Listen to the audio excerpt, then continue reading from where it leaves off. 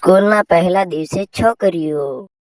આજે તો પહેલો દિવસ છે એટલે કોઈ પણ ભણવા આવ્યું નથી. હું એકલી આવી છું એટલે હું તો આ વર્ષે ટોપ મારવાની હો.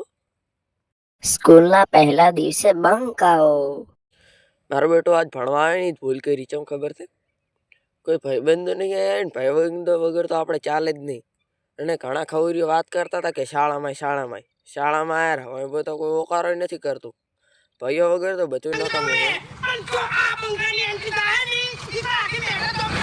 સ્કૂલના છેલ્લા દિવસે કાગરો. હવે આપણે ક્યારે મળીશું? હવે આપણે તો શાળામાં પણ આવવાનું નહીં થાય. છેલ્લા દિવસે છોકરાઓ.